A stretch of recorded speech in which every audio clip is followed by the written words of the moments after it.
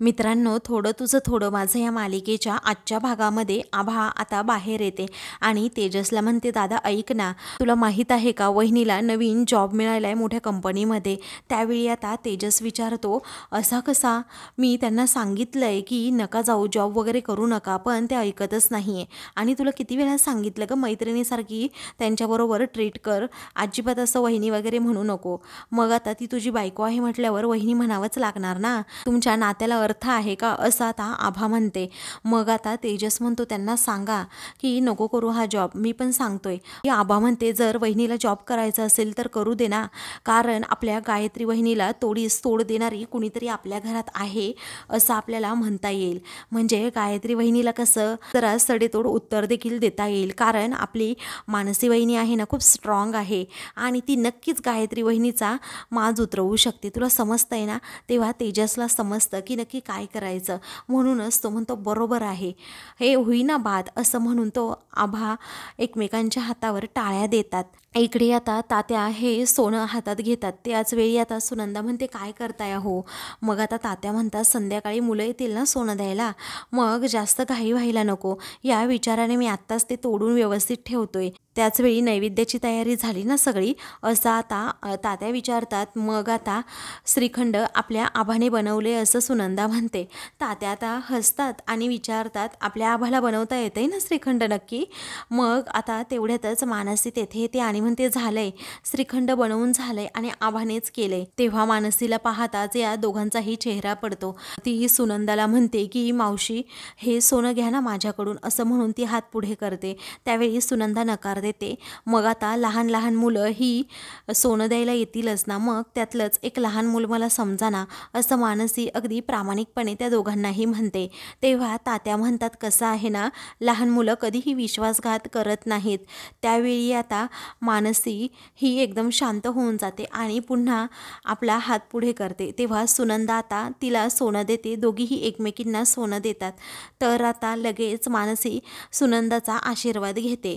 त्यानंतर आता लगेच ती तात्यांना देखील सोनं देते आणि तात्यांचा देखील आशीर्वाद घेते. तेव्हा तात्या हे सोन्यासारखी राहा असा प्रेमानेच आशीर्वाद तिला देतात. खरं तर तात्या आणि सुनंदाचा राग नसतो तिच्यावर, परंतु आता तिने जे काही केलंय त्या सगळ्या गोष्टींमध्ये तीच भरडली जातीये असं त्या दोघांना माहीत असतं. कारण एवढी चांगली मुलगी या गायत्रीच्या हाताखाली भरडून जाईल या विचाराने त्या दोघांना मानसीची काळजी असते. त्यानंतर आता ती म्हणते, मावशी आणि तात्या, मला तुम्हाला काहीतरी विचारायचंय. मग आता काय बोलायचंय, पटकन बोल, असं आता सुनंदा तिला म्हणते. मग आता ती म्हणते, ॲक्च्युली मला तुमची परवानगी हवी होती. तेव्हा सुनंदा विचारते, परवानगी आणि कसली? मग आता मानसी म्हणते, नोकरीची ऑफर आली आहे, कारण गायत्री वहिनी म्हणाल्या होत्या ना मला नोकरी करायला हवी, म्हणून मी इंटरव्ह्यू दिला होता. आणि अगदी बरोबर बोलतायत त्या, कारण आता मी सुद्धा जबाबदारी घेतली पाहिजे ना, आणि मग मलाही असं वाटतं की ही नोकरी मी स्वीकारायला हवी. त्याचवेळी आता मला काही विचारू नको, घरातले सगळे निर्णय गायत्री आणि हेच घेतात, त्यामुळे तू त्यांनाच विचार, असं आता सुनंदा म्हणते. आता ती म्हणते की काका, करू का मी नोकरी ही? मग आता तात्या म्हणतात, तुमचं तर अगोदरच सगळं काही ठरलेलं असतं आणि या घरामध्ये परस्पर संमतीने निर्णयसुद्धा घेतला जातो. तू मला सांगायला आली आहेस का विचारायला आली आहेस, हे अगोदर ठरव तू तुझं. मग आता सांगणं आणि विचारणं याची नाटकं तरी कशाला, असं तात्या हे जरा चिडूनच विचारतात. मग आता मानसीला खूप वाईट वाटतं. पुढे आता तात्या म्हणतात, आणि नाटकं काय आहे ही पण सांगा, कारण आम्ही तुमच्या भूमिकेला होला हो करू फक्त. तेव्हा ती अगदी इमोशनल होते आणि म्हणते, खरंच विचारायला आले आहे काका मी, कारण अगोदर मी काही काम करताना बाबांची परवानगी घ्यायचे आणि मग नंतर आईला विचारायचे, पण आता माझे बाबा नाही येत ना या जगात, म्हणून त्यांच्या जागी आता माझ्यासाठी तुम्हीच आहात आणि म्हणूनच मी खरं तुमची परवानगी घ्यायला आले आहे. तेव्हा तात्या आता काही न बोलता, परवानगी न देता तेथून जातात. त्यामुळे मानसी आता खूप रडत असते. मग आता सुनंदा तेथेच थांबते. तिला तर रडू आवरत नसतं, कारण मानसी एवढ्या चांगल्या मुलीबरोबर असं कठोर वागणं अजिबात तिला पटतच नसतं. त्यामुळे ती आता पटकन बाहेर येते आणि खूप रडू लागते. तर आता दुसरीकडे गायत्री रूममध्ये असते. तेव्हा मानसी आता जॉब करायचा ही परवानगी मागण्यासाठी तेथे येते. मग मग आता गायत्री हसतच तिला म्हणते की हो, मी दिली परवानगी. शेवटी आईत गिळायची लाज वाटलीच तुम्हाला. नवरा नाही तर बायकोने तरी घरात कमवून आणावं अशी माझी इच्छा आहे. गायत्री एक संधीसुद्धा तिचा अपमान करायची सोडत नसते. थँक्यू वहिनी. असं आता जेव्हा मानसी म्हणते तेव्हा उगीच कोणती पण नाती जोडायला जाऊ नकोस, असं आता रागातच गायत्री म्हणते. मग आता मानसी म्हणते थँक्यू मॅम, परवानगी दिली त्यातच मी खूप खुश आहे, कारण मला माझ्या माणसांसाठी काहीतरी करायचंय. मग आता गायत्री म्हणते हे बघ, नोकरी केली तरीही घरातील सर्व जबाबदाऱ्या पार पाडाव्या लागतील. मग आता मी अगदी आनंदाने सर्व जबाबदाऱ्या पार पाडेन, असं आता मानसी म्हणते. त्यानंतर आता गायत्री विचारते माझी जागा घ्यायची आहे का तुला? मग आता मानसी म्हणते नाही हो मॅम, मी कशाला तुमची जागा घेऊ, मला फक्त माझी माणसं जोडायची आहे, त्यांचा विश्वास जिंकायचा आहे, बाकी काही नाही. तेव्हा आता गायत्री तिला म्हणते आय लाईक युअर स्पिरिट, प्रयत्न करत राहा, पण फक्त प्रयत्न कमी पडले ना तर असं निघायचं, अशी चुटकी वाजवतच गायत्री मानसीला म्हणते. तेव्हा मानसी आता गुपचूप गायत्रीच्या पाया पडते. त्याच वेळी आता गायत्री म्हणते काय आशीर्वाद देऊ तुला, बोल पटकन. माझा आशीर्वाद कदाचित तुझ्यासाठी शापसुद्धा ठरू शकतो. गुड लक टॉपर, असं म्हणून ती मानसीला तेथून जायला सांगते. आणि मग गायत्री मनात विचार करते की हिला नोकरीसाठी जायचं आहे ना तर जाऊ देत. तर आता इकडे मानसी ही देवासमोर जाते, दिवा लावते, हात जोडून प्रार्थना करते. देवा, जसे माझे बाबा हे माझ्या पाठीमागे खंबीरपणे उभे राहायचे ना, तसं तू सुद्धा अगदी खंबीरपणे उभा राहा. मला हेही माहीत आहे माझ्या बाबांना नोकरी केलेली मी कधीही आवडणार नाही, पण देवा माझ्यावर परिस्थितीच अशी आहे ना तर मला नोकरी करावीच लागतीये. मी हातावर हात ठेवून अशी बसू शकत नाही. मी आता बाबा गेले तरीही अशी बसणार नाही, खंबीरपणे पुन्हा उभी राहणारच, असं म्हणून ती देवाचा आशीर्वाद घेते. दुसरीकडे गायत्री रणजितला आता कॉल करते आणि सावज बरोबर जाळ्यात अडकल्याचं म्हणते. तेव्हा रणजित आता विचारतो म्हणजे मानसी इंटरव्ह्यूसाठी येणार आहे का? मग आता गायत्री म्हणते हो, ती तर येणारच आहे, पण एक गोष्ट लक्षात ठेवा, इंटरव्ह्यूसाठी तुम्ही तेथे असू नका उपस्थित. मग आता असं म्हटल्याबरोबरच रणजित जोरात तिच्यावर ओरडतो. त्यावेळी गायत्री म्हणते ओरडू नका, माहीत आहे तुमचं अजूनही मानसीवर तेवढंच प्रेम आहे, आणि कसं आहे ना तुमचं प्रेम ते उतू जाऊ देऊ नका. मग आता रणजित म्हणतो हे पहा मॅडम, वाघाला झडप घालायची असते ना एखाद्यावर, तेव्हा तो 4 पावलं मागे येतोच.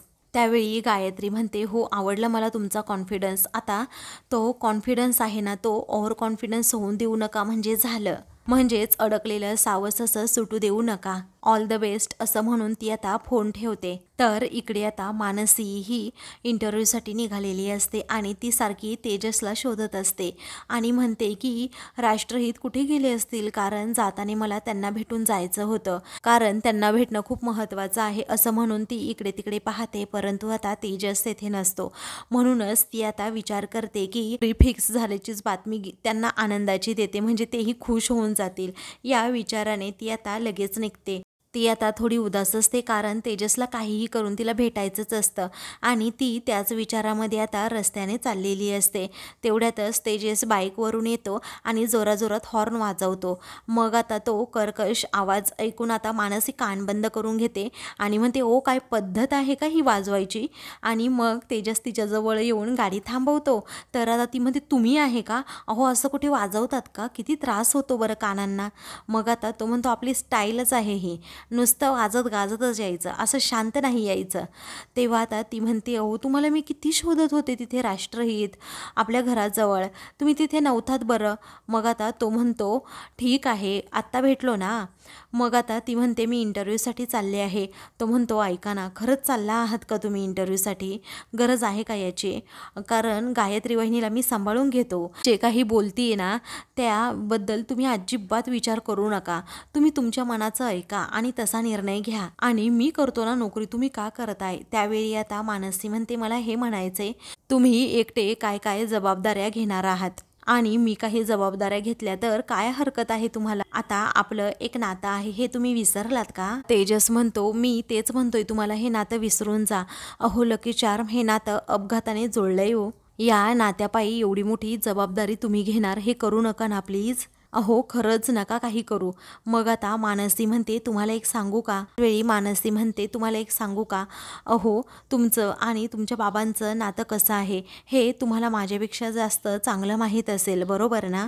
पण मला असं वाटतं ना कधी कधी तुम्ही असं काहीतरी केलं पाहिजे ना काकांसाठी, की तुम्ही काकांसमोर अगदी ताठमानेने उभे राहू शकाल. म्हणजे सरकारी नोकरी करू शकताय तुम्ही. ते खूप मान असेल आणि त्याचबरोबर कुणी प्रगतीत अडसरासुद्धा आणू शकत नाही. त्यावेळी आता मानसी हात पुढे करते आणि म्हणते की तुम्ही मला वचन द्या की तुम्ही असं काम कराल ना की काकांना तुमचा अभिमान वाटेल. अहो 4 पैसे कमी मिळाले ना तरीही चालतील, परंतु आपल्या बापाच्या नजरेत आपण नेहमी असं ताठ मानेने उभं राहायचं असतं, त्यांचा मान असा उंचवायचा असतो. त्यावेळी आता तेजस जरा टेन्शनमध्ये येतो आणि सरकारी नोकरी म्हणजे हे विचित्रच काहीतरी आहे असं म्हणतो.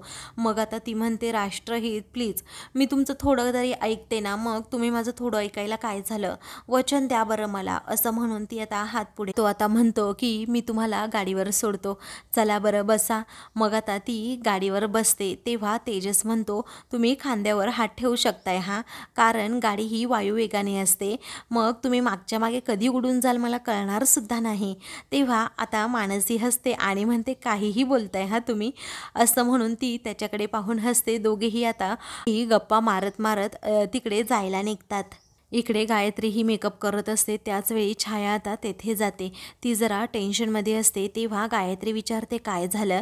मग आता छाया म्हणते अगं दीदी, तू तर नोकरी करण्याची परमिशन त्या मानसीला दिली आहे, ते ठीक आहे, परंतु ती तुझी जागा घेण्याचा प्रयत्न करेन आणि अजून एक, तिच्या ह्या जबाबदाऱ्या कोण पार पाडणार मला सांग बरं, कारण स्वयंपाक वगैरे करणं हे आता मला करावं लागेल ना, थोडीफार मदत घरात करावीच लागेल ना, मग कसं करायचं. तेव्हा सासूबाई आहेत ना, असं आता गायत्री म्हणते.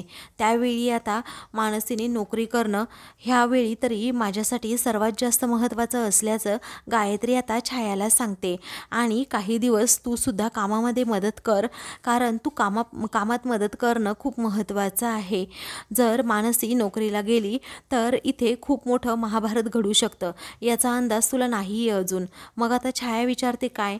गायत्री आता हसते आणि तिच्या चेहऱ्यावरून हात फिरवत म्हणते की हे नाही विचारायचं हां, ज्यात माझा फायदा आहे ना त्यात फायदाच आहे, त्यामुळे मी सांगेल ना, मी मोठी बहीण आहे ना, तसंच तू वागायचंस.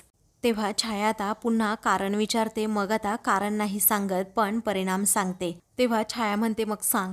तेव्हा तिने जर नोकरी केली तर ती या घरात स्वतःचं स्थान कधीच निर्माण करू शकत नाही. आता ती फक्त एवढंच सांगते आणि छायाला गुड डे असं म्हणून तिथून निघून जाते.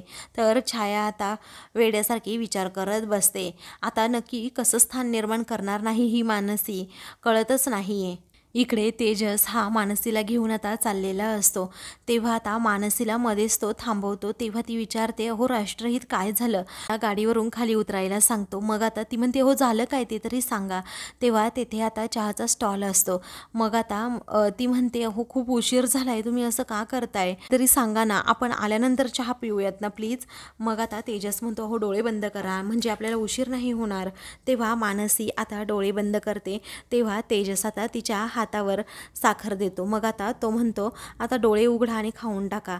त्यावेळी आता हे काय असं आता तेजसला ती विचारते.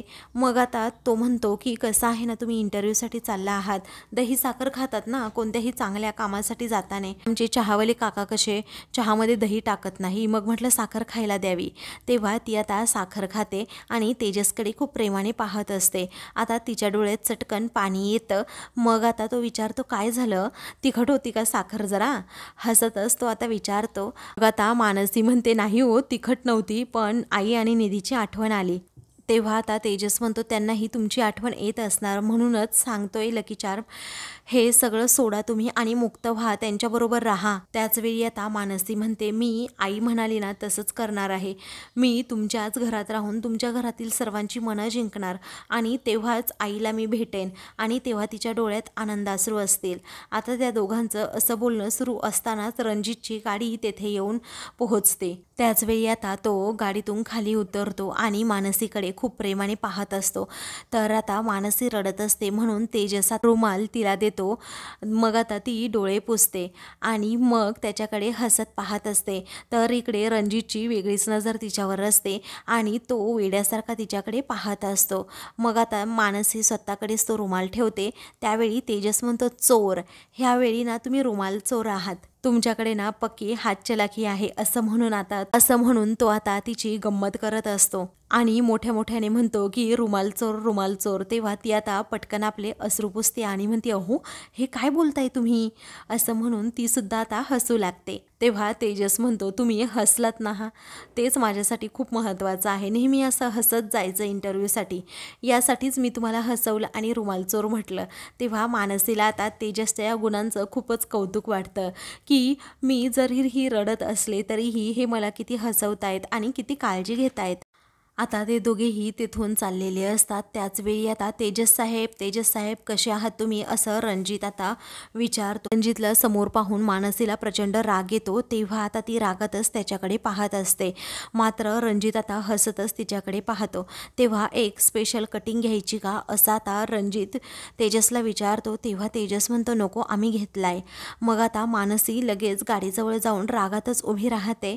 मग आता तेजस रणजितला म्हणतो, एक मिनिट हा, असं म्हणून तो मानसीकडे जातो आणि तिला म्हणतो, कसं आहे ना, अहो आपलं लग्न जेव्हा झालं, म्हणजे जेव्हा मी तुमच्या गळ्यात मंगळसूत्र घातलं ना, तेव्हाच मला खरं तर सांगायचं होतं तुम्हाला. त्यांनी पाहिलं होतं ते, तेव्हा त्यांनी माझ्याबद्दल मनात खूप राग ठेवला होता, पण आता मध्यंतरी ते मला भेटले होते तेव्हा त्यांनी मला दोस्त बनवलं आहे, मित्र बनवलं आहे आणि सांगितलं आहे की आता अजिबात तुमच्याबद्दल काही मनात राग नाही आहे. ही मी सांगायचीच गोष्ट विसरून गेलो. मग आता मानसी रागातच म्हणते, मला काहीही ऐकायचं नाही आहे. त्यावेळी तेजस म्हणतो, ठीक आहे, प्रश्नच संपला. मग आता नको बोलायला ना, ठीक आहे, असं तो अगदी प्रामाणिकपणे शांतपणे म्हणत असतो. तेव्हा मानसी आता रागातच म्हणते, यांच्याशी तर मला अजिबात बोलायचं नाही आहे. तेव्हा रणजितला आता मोठा धक्काच बसतो आणि तो मानसीकडे पाहत राहतो. तेव्हा तेजस आता लगेच मानसीला समजावू लागतो, अहो त्यांनी आपलं लग्न हे मान्य केलं आहे, त्यांच्या मनात असं काहीच नाही आहे, खरंच अहो. मग आता तरीही मानसी चिडलेली असते. पुढे आता तेजस म्हणतो की त्यांनी उलट मैत्रीचा हात आपल्या पुढे केलाय, मग मला वाटतं तुम्हीही असाच मैत्रीचा हात पुढे करावा. त्यावेळी आता मानसी रागातच विचारते, एक मिनिट, म्हणजे तुम्ही मैत्रीचा हात पुढे केलायत का यांच्याबरोबर, मला अजिबात हे आवडणार नाही हा. तेव्हा आता मानसी म्हणते, अच्छा, म्हणजे इथेच गाडी थांबवणं, मला साखर देणं आणि इथेच ती गाडी येणं, हे सगळं नाटक होतं म्हणायचं का. मग आता तेजस म्हणतो, असं नाहीये, तुम्ही समजून घ्या जरा, यांची आणि माझी भेट व्हावी म्हणून तुम्ही हे पुन्हा केलत ना. रागातच जेव्हा ती आता विचारते, तेजस म्हणतो, नाही, असं काही नाहीये. तेव्हा तो आता आईची शपथ घेतो. मग आता मानसीला जरा त्याच्यावर विश्वास बसतो. तेव्हा तो आता सांगू लागतो, शपथ घेऊन सांगू लागतो, मानसी, लकी चार्म ऐका, अहो यावेळी खरंच योगायोग आहे. तेव्हा रणजित म्हणतो, तेजस साहेब, त्यांचा विश्वासच बसणार नसेल तर तुम्ही समजवण्याचा प्रयत्न करू नका. मग आता तेजस म्हणतो, नाही, मी त्यांना आपलं सांगतोय फक्त. तरीही मानसी आता रागातच तेजसकडे पाहत असते. तेव्हा रणजित आता म्हणतो की काय आहे ना, माझ्यामुळे उगीच तुमच्या आयुष्यात काही प्रॉब्लेम नकोयत. तेव्हा रागातच आता मानसी म्हणते, तेजस मला उशीर होतोय, मी एकटी जाऊ का, तुम्ही येताय माझ्याबरोबर. तेव्हा येतो मी, फक्त एक मिनिट, असं म्हणून तो आता रणजितकडे जातो आणि म्हणतो, ऐका ना, ॲक्च्युली त्यांचा इंटरव्ह्यू आहे, त्यामुळे त्या खूप घाईत आहे, आपण नंतर बोलूयात, चालेल ना. तेव्हा रणजित म्हणतो, इंटरव्ह्यू आहे का, मग लवकर जा आणि त्यांना ऑल द बेस्ट म्हणा हा, कारण माझ्याकडनं अजिबात त्या शुभेच्छा घेणार नाहीत ना, तुम्ही तुमच्याकडनं द्या. त्यावेळी आता मानसी त्याच्याकडे पाठ करूनच उभी असते आणि खूप रागात म्हणते, तेजस मला उशीर होतोय, चला पटकन. तेव्हा तेजस आता पटकन तेथे येतो आणि म्हणतो, आलो आलो, सॉरी. आता तो 2-3 वेळा सॉरी असं म्हणतो. पटकन तिला गाडीवर बसायला सांगतो. तेव्हा ती आता गाडीवर बसते आणि तेजसच्या खांद्यावर हात ठेवते. तेव्हा ते पाहून आता रणजितचा जळफळाट होतो आणि त्याला प्रचंड राग येतो. तेव्हा मानसी दिसत नाही तोपर्यंत तो तिच्याकडे पाहतच राहतो. तर आता मित्रांनो, पुढील भागामध्ये मानसी आता तात्या आणि सुनंदाला सांगते, मला नोकरी लागली. तेव्हा ते दोघेही खुश होतात. त्यानंतर आता गायत्री पेढे घेऊन तेजसजवळ जाते आणि म्हणते, आता तुझ्या बायकोला नोकरी लागली आहे. खरं तर दसऱ्याच्या दिवशी सर्व प्रभूंना मला घराबाहेर काढायचं होतं. तुमचा हरलेला चेहरा आता मी रोज पाहणार, कारण आता बघ मी कशा पायात बेड्या घालते ते. तर आता तेजस रागातच तिच्याकडे पाहतो. अशाच मालिकेंचे पुढील भाग पाहण्यासाठी चॅनलला सबस्क्राईब करा.